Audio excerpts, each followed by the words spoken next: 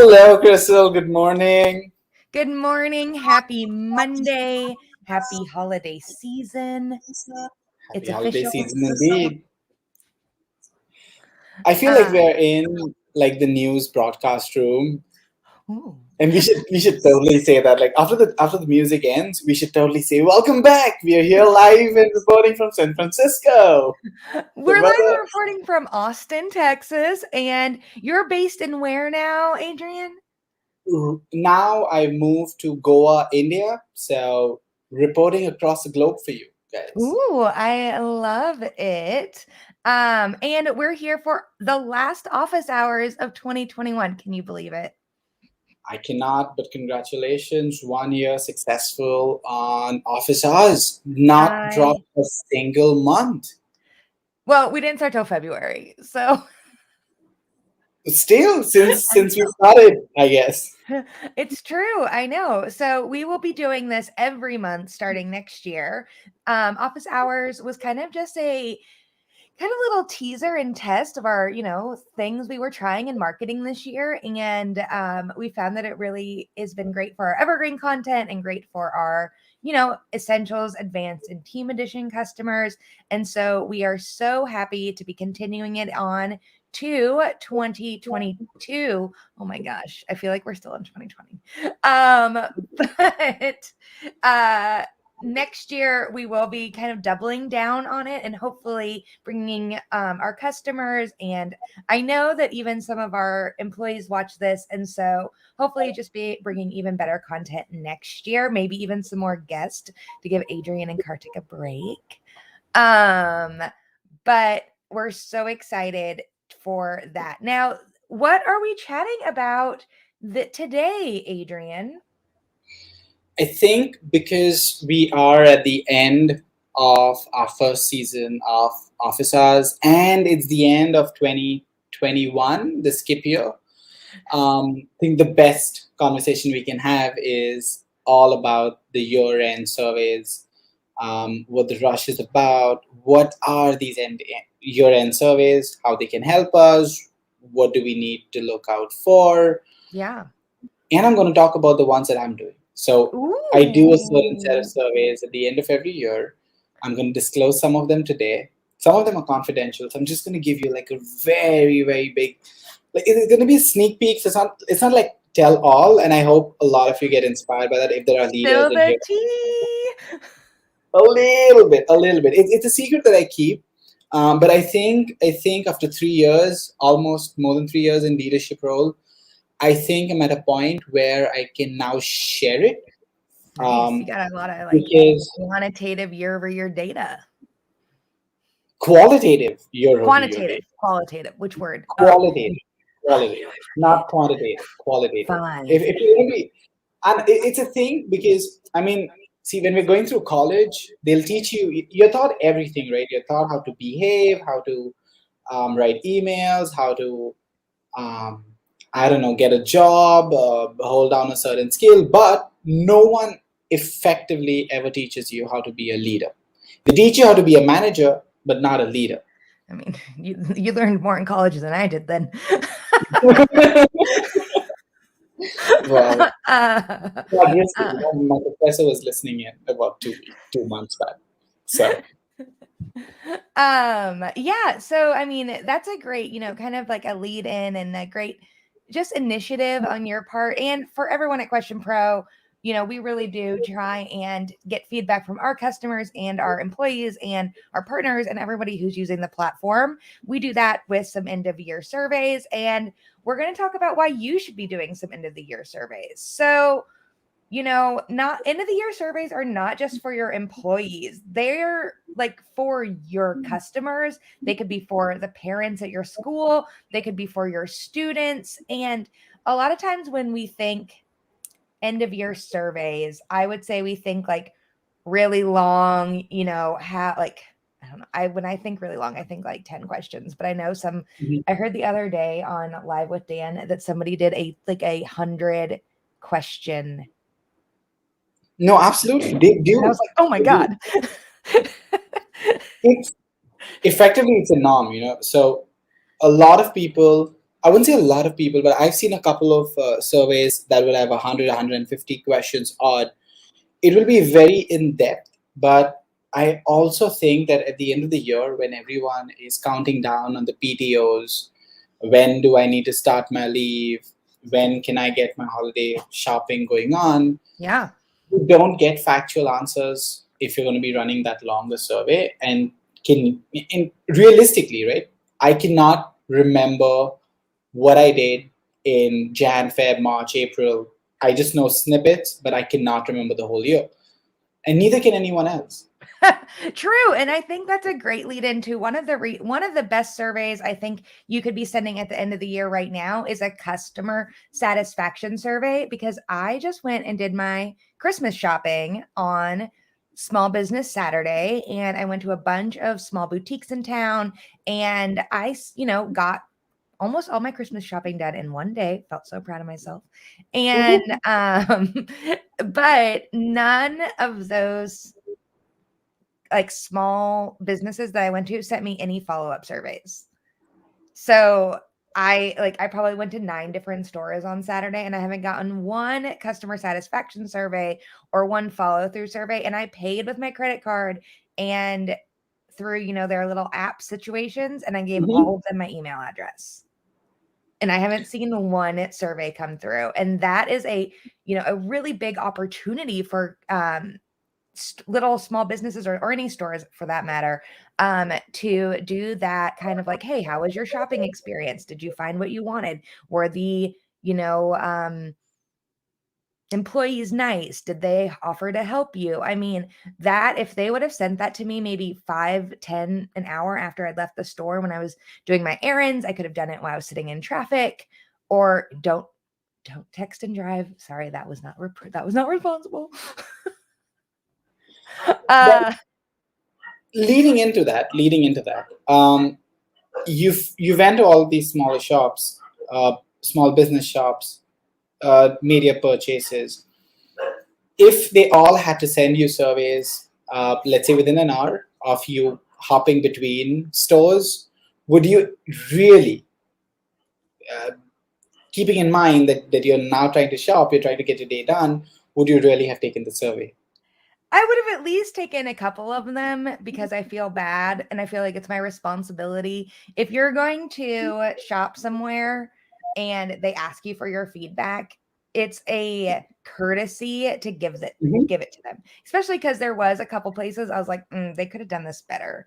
And I think that was definitely just like an opportunity loss for them. I dropped it into a comments or retail store evaluation survey template if people are Mhm. looking for a template to get started with.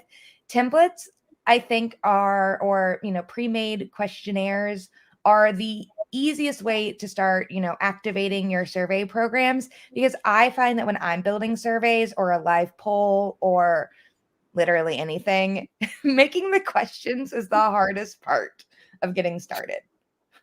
Okay, so let's help out with anyone or everyone who's listening in. If I was a small store owner that you recently shopped at, which you being a buyer, which are the Mhm. questions that would be more important for you to be asked? Ooh, I don't know. What is the question? Um, so, I mean, from a buyer's perspective, right?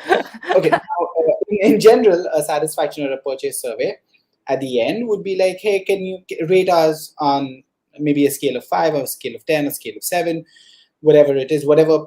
It's personal, it's organizational preference on whether they want a 5, 7, or 10 pointer. It completely depends from organization to organization.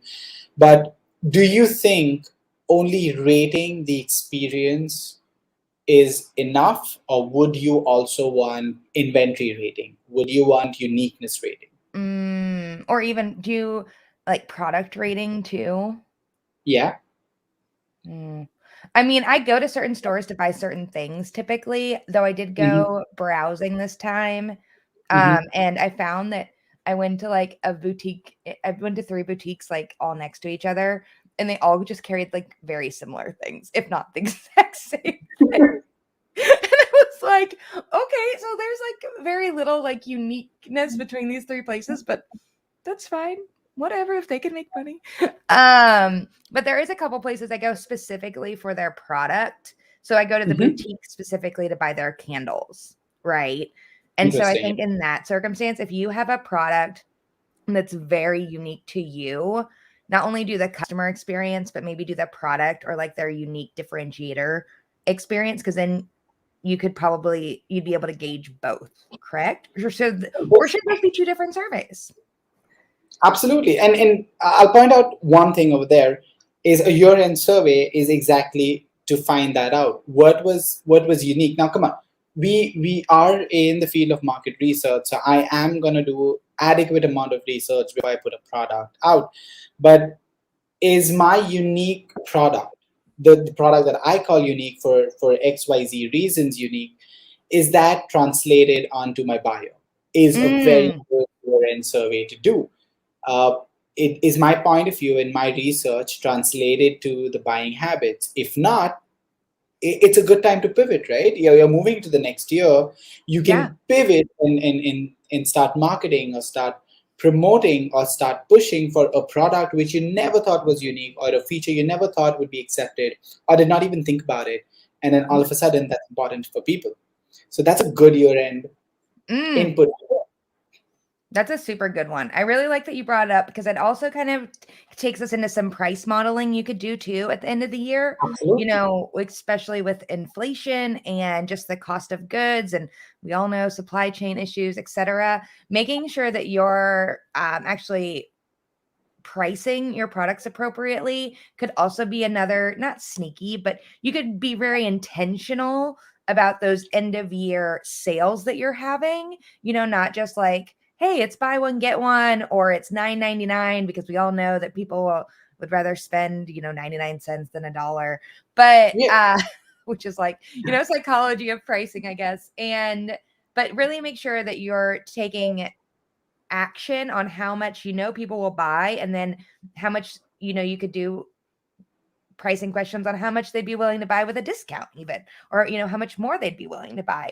And I think that that's some abandoned cart research you could do. I think abandoned cart email notifications with discounts attached is how almost all e-commerce people get me every time.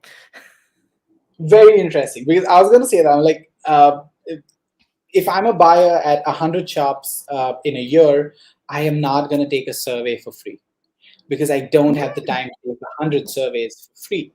If Right. you're going to entice me, the two things you're doing is I will make sure I give you absolutely accurate feedback. Secondly, I'm going to come back to your store to utilize the discount that you gave me. So you're not Mm-hmm. only getting feedback, you are pipelining for future sales. And about the price model, right? Um, a lot of people, I think it's safe to say we are at a point where we need to take a hard look at our price model because of the changing environment, if you will, or the ecosystem around us, where we are truly living in the world of uncertainty today. And all the organizations are talking about agility. And I've heard this coming from a lot of my clients, a lot of questions for users as well. And this is inside scoop for anyone who's listening.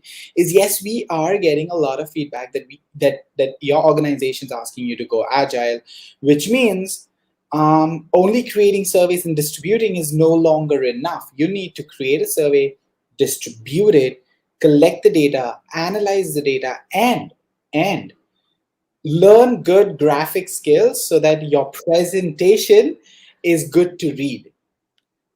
This was not something that was expected. You only had to pump in data, and the marketing team or the graphics team or some other team would figure out how to make it look pretty. But now, in the word of agility, or just trying to keep things as affordable as you possibly can, Mm-hmm. there's a lot of expectations that are now come in.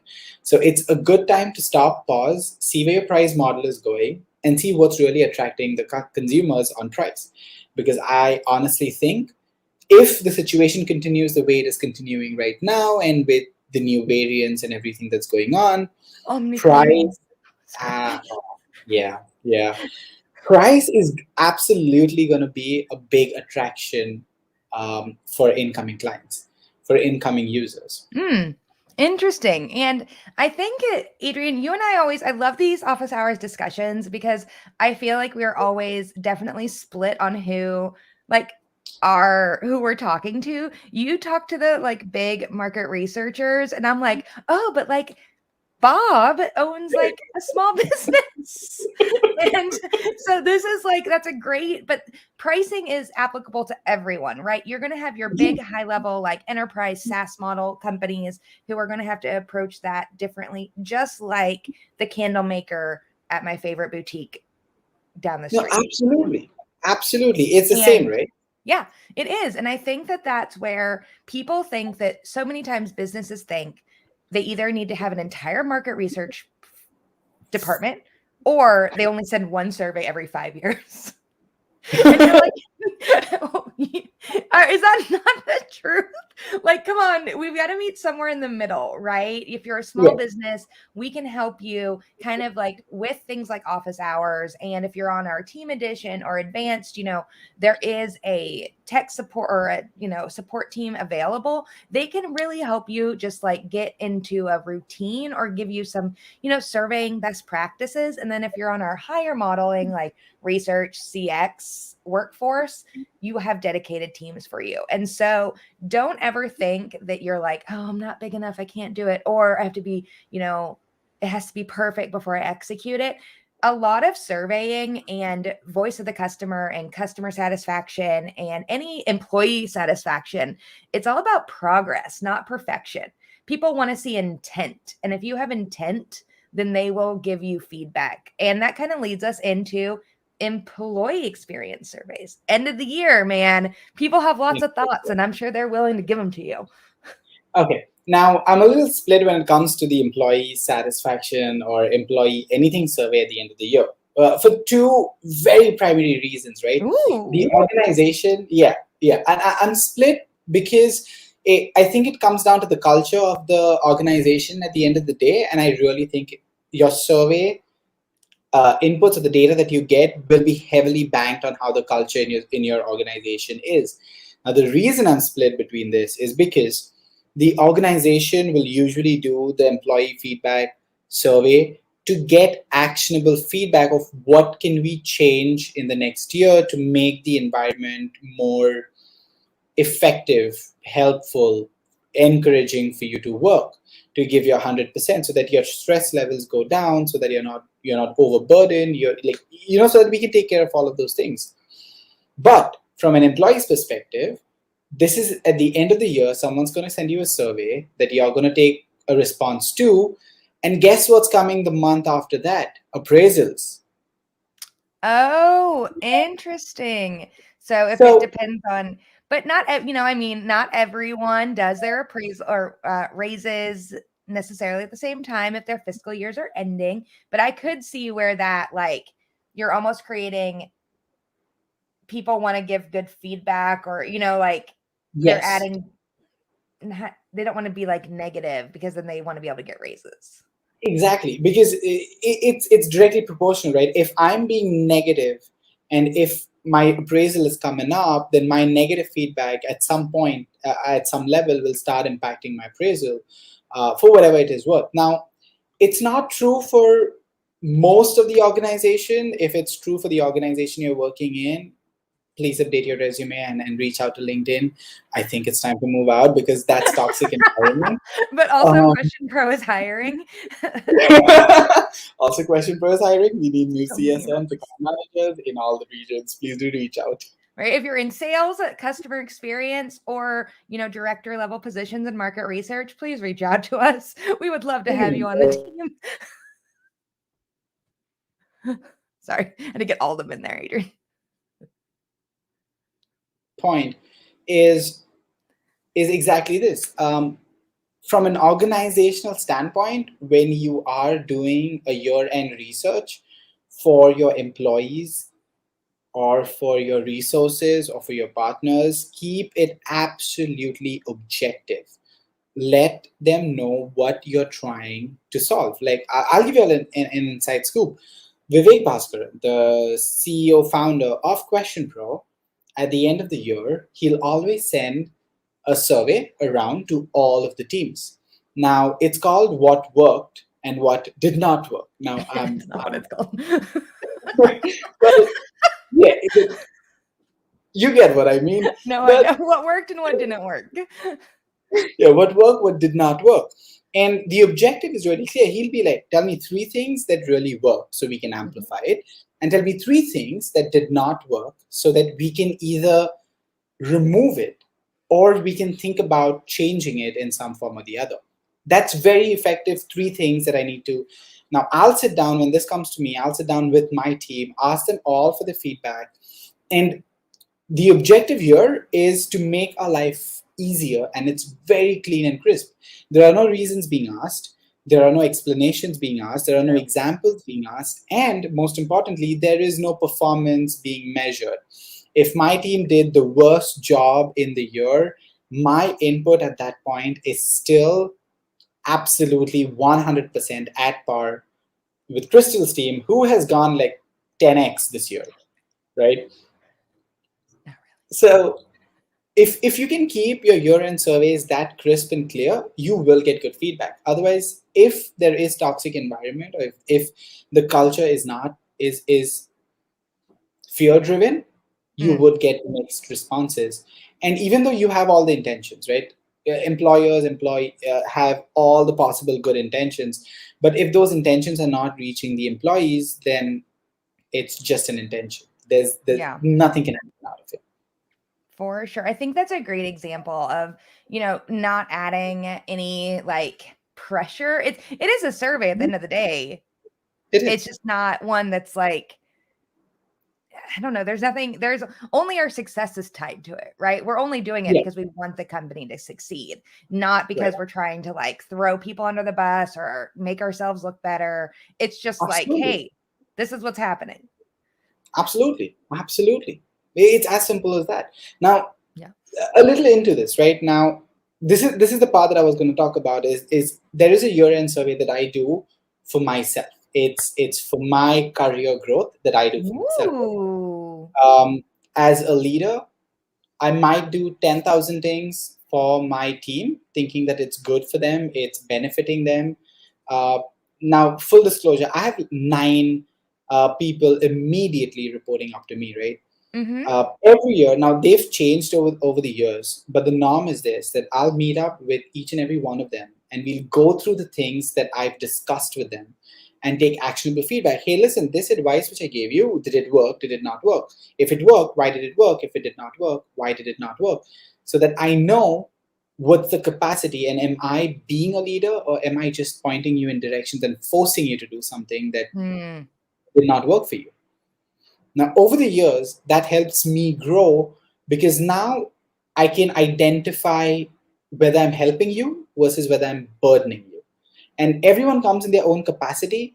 I cannot, it's not a uniform layer. One resource might be really, really good at doing critical stuff. One person might be good at details but cannot handle too much of work, right?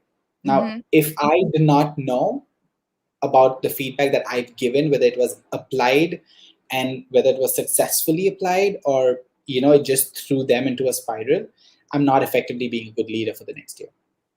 Right. That's good. Wow, Adrian, that's very like initiative of you. Now, did you use a survey template for that? Or, I've always got to bring us back to Question Pro. How are you So using Question Pro for that?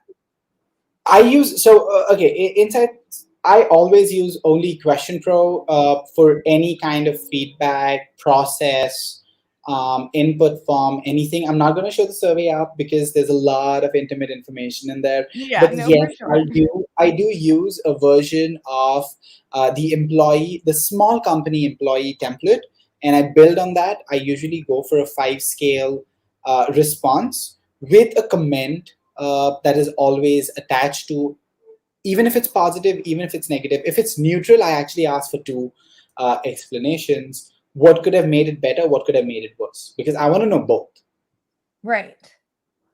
I love right? it. Let me see if I can find the short one. Actually, I'll just send It, everybody. it's a QuestionPro employee satisfaction for smaller companies template that I usually work with.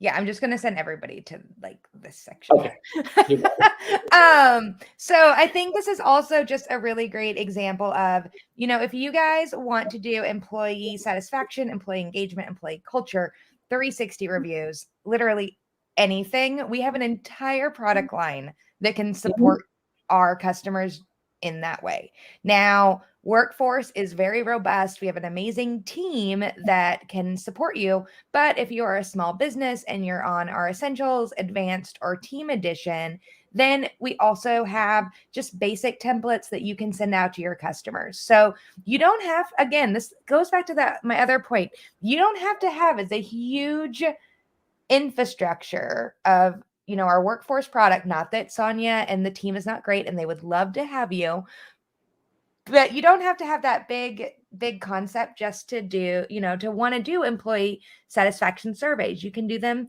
very basically, as Adrian shows. Adrian uses surveys for everything, whether it's like vacation or employee stuff or what pasta he's going to cook tonight. um but there is there is options for everyone at Question Pro specifically, or in the world. We really are here to help advance research for everyone, and want to support the research goals of all of our community, customers or not. And so don't forget, progress, not perfection. Like, you can do this. You can survey anyone, I promise. You should survey. You should survey anyone and everyone. There's no exceptions there. Um, Absolutely, and it's all about an intention, right? Like I'll echo what Crystal said, because this is something that I have seen with over 3,000, I think, number of clients that are there under the bucket for the US Canada region. I mean, we see everyone from having a one-person team all the way to having an umbrella team and 38 other smaller teams and then 24 other smaller teams under that. We've seen this whole organization, and the impact that both these genres or both these individual organizations, big or small, are doing is exactly the same, as long as the intent is there and they're going about it the right way. uh, we have an amazing workforce team. I've had the opportunity to work with them very closely. The insights that they have provided, yes, I am an absolute fan of Sania, because she'll point you in the direction that you would not have originally thought of. So it's a good thing to have an outside the box thinker who points you in a direction, because sometimes you are thinking about the good but you end up doing the bad. So it's good to have someone give you that perspective, who's been in the industry, who's learned, and who's grown through that entire industry. Mhm. CX is really good. Ken and the team has been doing amazing work. So the way Crystal actually began the session saying that how she did not get a feedback survey, she would have taken that feedback survey. That is exactly what CX does. Now, again, I know big and small matter, but if you are looking for that instant response, someone buys a hair band, if you will, or a toothbrush, if you will, and you want them to get a Like, pop-up. But stick with what you know, Adrian. yeah, like like there was a hairband, so I thought about it. But anyway, like, did you find the hairband easily? Like, something is that sort. CX is something that you can do. It is, again, an experience is a year-long Yep. process. At the end of the year, you can evaluate whether your experience has been correcting over those intervals of time. And of course, we have the surveys. Surveys can be molded and twisted and reshaped to be used to fit what you want. If you cannot afford the big packages, that's completely fine. Yeah. We have the Yoshimitsu team, which is QuestionPro Frontline. You can reach out to them, and they will guide you on how you can do certain aspects, as long as you've put your objective clearly. If you've not told the team your objective, they would not know how to help you, and they will end up giving you straight up answers. If you come and ask them, oh, hey, how do I group certain answers, if you will. They will give you a help file to group. But if you tell them, you know what, I want to do a year-end psychometric analysis for my team because I want to know whether they are in a healthy state of mind, they will give you the right information on how to do that. So be as open as you can when you approach the QuestionPro helplines. Explain to them your objectives. We are right here to help you. Yep. Be right from the essentials all the way to research, communities, workforce, CX, name it, and we are all there. We Our keep fun, forgetting our about fun, research.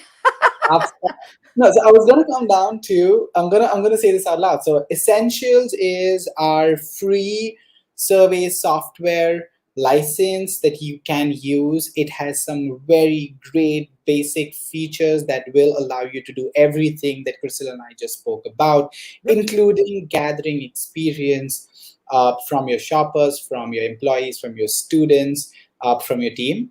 That's all right. You can use the Essentials license. We then have the Advanced license, which we call the self-service, off-the-shelf kind of a license. Mhm. It has some really great features in there. Some advanced question types are made applicable to you, and you have a dedicated account manager. Now, why is a dedicated account manager helpful? Is because you can pick up your phone, call this guy up, and he will arrange for help to Yep. happen. You don't have to wait in long queues outside the DMV. You just need to call them up or drop an email, and you get your solutions answered. Then comes the Team Edition. Team Edition is recommended for a team of people who are going to be doing research. It is our organizational level offering. It has some great features like the NPS is available. Mhm. You also have a certain set of extreme highly analytical logic that you can use. The dashboards open up at that point of time, your limits open up at that point of time, so you can Yeah. do a lot more research at that point of time, and importantly, you can collaborate. Now after team edition, now the team edition comes the research edition. Research edition is a full-fledged research suite ran under the leadership of Dan Fleetwood. If you've not heard about him, And you check get to him out. work with Adrian. Wink, wink. Yes, in complimentary, uh, snack basket kind of availability for me. But yeah, you can use. So the research edition is the full platform, full capacity. 100 times full speed ahead kind of a license that you can use in your entire organization, so you can be completely scaled out. With Team Edition and the Research Edition, you get two dedicated resources from QuestionPro. So you get a dedicated account manager. This person handles all your business needs, invoicing, billing, POs, security checks, you name it, we have it. And the second one is a customer success manager. Now, the customer success manager, very dear to my heart, is a person As head of customer success. as head of customer success. Yes, so it's very close to my heart because this role, it's a new role that's coming up in the industry. You might have heard about it coming up. The whole point of view of having customer success team is so that you are successful within QuestionPro. Now the Hmm. customer success managers, or the staff that's working in this customer success team, are actually client based resources that are fighting with QuestionPro to get you what you want. So the role is reversed over there, where they're not advocates for QuestionPro, they are advocates for you. So again, they are there to listen to your objective and make sure that all your needs are met. And if they cannot be met, to tell you upfront that they cannot be met because of X, Y, Z reasons. So there's no shady business that's going to be running over there. And then the research edition, of course, has the account manager, the customer success team. Now, starting next year, considering Ooh. considering all of the feedback that we've got over the years, keeping in mind that we are in a day and age where everyone wants more with less. Uh, we've seen jobs being lost. We've seen researchers being overburdened to do something that they've never trained on. Yeah. So considering all of that, we have introduced a new team that's going to be made available to Team Edition and Research. This is called Mm. the Project Management Team. It's never going to directly work with the client, it's always going to work with the customer success team. Now, why are we bringing this team? if you're overburdened by the projects that are going on, or you need creative help in Yep. getting those decks ready, if you need analytical help because you're doing projects back on back, we've got this team ready so that you can outsource the project to the customer success team. The customer success team will give it out to the project team and have workarounds in 24, 48 hours. Get the job back to you without you having to stress out about not having a graphics designer in house. We'll get it done. You know what, Crystal is not Adrian? a graphics designer. Dan and I were just talking about this, and I was thinking about, like some of our where the industry is going, and how Question Pro can kind of start filling those needs, and how we can do it in marketing. And I literally was talking to him about, I was like, there's a lot of people who they're getting put into these kind of DIY market research Yes. positions.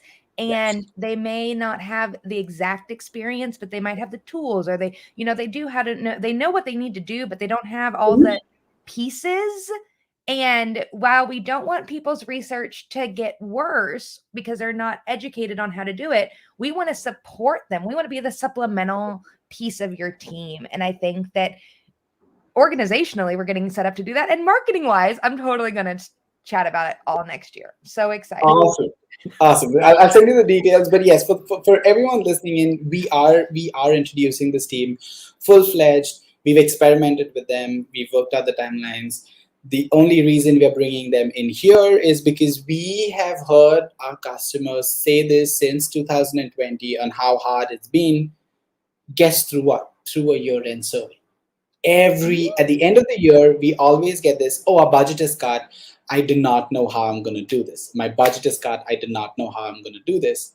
Well, this year we said, all right, your budget is cut. You do not know how to do this. So here is a solution for you.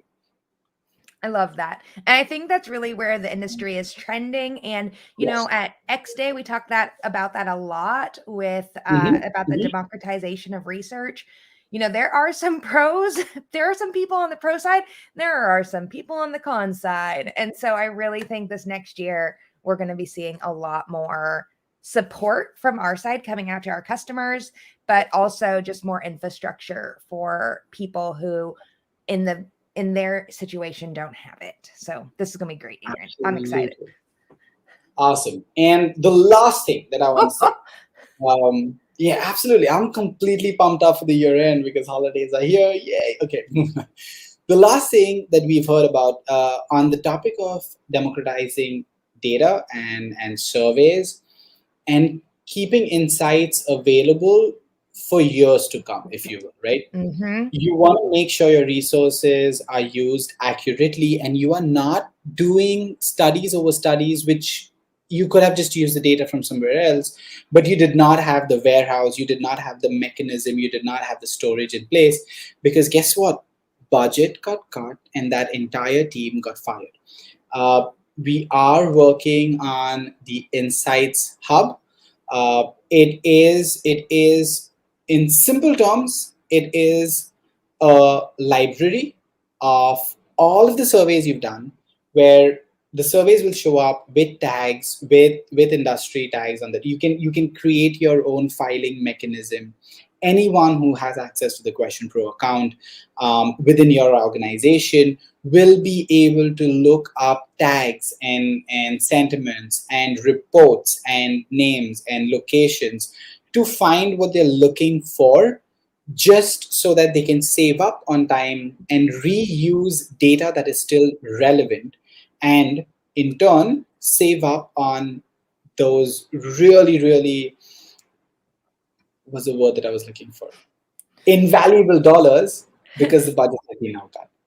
So the Insights Hub is recently released. If you're interested in trying it out, reach out to the support team, reach out to me, reach out to your customer success manager or your account manager if you're in touch with them, and they'll give you a little bit more insights on what that whole platform is for, how, whether it can help you, whether it cannot help you. They will tell you that as well. And if you want to try out a demo, you can try it out as well. We're still testing it out, so you can be a part of the test. And there's a big discount for when we do go live with selling. Yeah, I just put the landing page in the comments below.